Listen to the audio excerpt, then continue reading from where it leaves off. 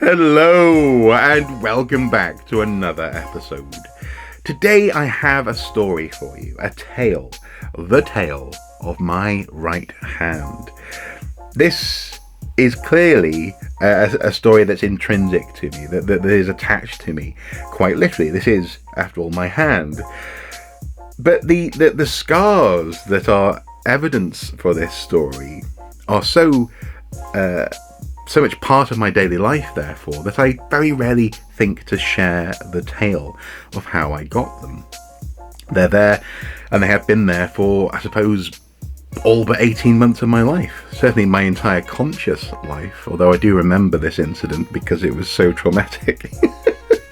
This is also actually the story of my first steps, which was running. Actually, I didn't walk, I ran. Yeah.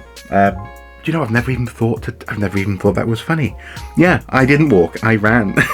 My first steps was running because of what happened to my hand. And it all is evidenced by a scar that's relatively subtle. I don't know if you can see it on this shot here. If not, I'll get a better shot. But basically there's a little bit of sort of puffy finger flesh here that extends in a line across this knuckle, and then onto my index finger, where there's a little sort of bit here as well that's also a bit of scar tissue, sort of slightly smooth to the touch, and it's never gone away, even after the better part of, I don't know, approaching 40 years. It's still there. And it all happened on a fateful morning when I was learning to walk, and also when I was being supported in learning to walk. My granddad, my dad's dad, had got me a stroller, this sort of ring thing that you're lowered into. It's like a little seat with like a plastic ring that goes around your waist, and a series of struts attached to a ring that's lower down, closer to the floor, with wheels on it, and it helps you to sort of get a feeling for perambulation, moving your feet around to get a little bit of traction, and hopefully you get a sense of, oh, I'm walking, and that encourages you to actually start walking. That was lovely, but also my granddad was a bit of a cheapskate. He was very northwest, sort of Cheshire, salt mining family, way back in the day. He knew the value of money. So he also had friends at the market who were very excited for him about his grandson, and thought, well, here you go, this is the perfect thing. So they sold him this stroller. New, but possibly off the back of a wagon. I mean, it's we never quite fully tied down the origins of the stroller. And my dad was a bit like, I'm not sure. He had his concerns, but he didn't want to upset his father, so he set it up, and I was using it. And after a few days, it seemed fine. But this morning, I was strolling. I was maneuvering through the living room in what was my parents' first house together, and I think it was a new build actually. So yeah, it had a phone, and I think my mum was very proud of this new phone that they just bought as well. It had a coiled wire, one of those ones, extendable, but very much a landline. Just on the phone to Dad at the time. He was working at British Telecom, so he was at the station, whatever it was, the station, the junction box station thing. He was working there, and all he heard was no, ah, oh God! And then she slammed the phone down, and he rushed home. What had happened was, I was in the stroller. One of the struts bended and sort of bent to the point of snapping, and just sent me, like a toppling sort of monument of some sort, just inexorably towards my fate, my destiny, which was a heater. I fell towards this thing, and I put my hand out, and I landed right on those fingers.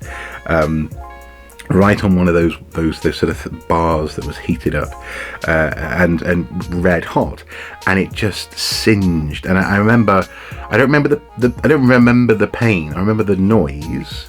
There was like a kind of noise, and there was smoke, which was my burning flesh. There was a sort of bacon kind of smell, which was my burning flesh.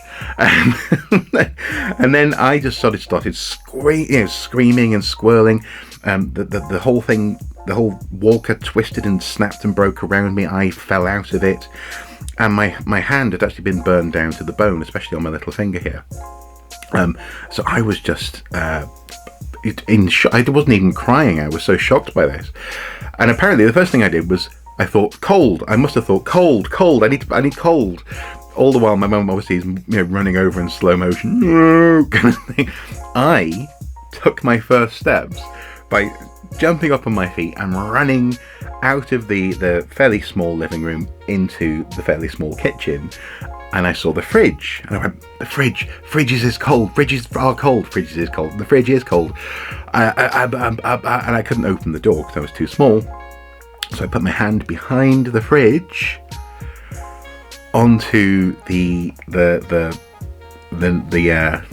grid, the wire grid. Basically, it gets hot, and that's how it keeps the fridge and the freezer cool, is it's drawing, basically it's a heat transfer.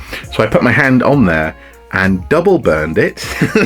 So I reburned the bits that were burned, and then burned around it as well on my hand.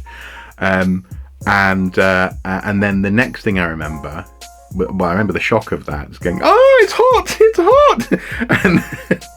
and then I remember my mum sort of scooping me up. By then she got to me, and I remember a milk bottle coming out of the fridge and being put onto my fingers, while she then ran to the phone to call an ambulance and take me to hospital. But yeah, that's what happened with my hand. And it's a story that every now and then comes out, maybe at a party or something. It's late at night, a few people have gone home, we're just sitting around with a couple of drinks, and I just remember, I almost burned my finger off. But yeah, my first steps and my fingers, and this is the tale that these scars represent, and I figured I would share it with you today. It's something that it's very me. It's very me. It's very clumsy. It's very sort of unusual.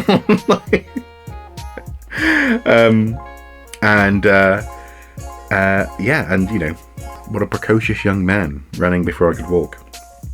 But anyway, I thought you might find it entertaining. Thankfully, I haven't got any mobility problems. It didn't damage how these fingers work. I think it sort of made it so that finger can sort of bend inwards quite naturally. In fact, a couple of them have this sort of slight weird jointedness, whereas I can't do that with these fingers, really. No. Although, no.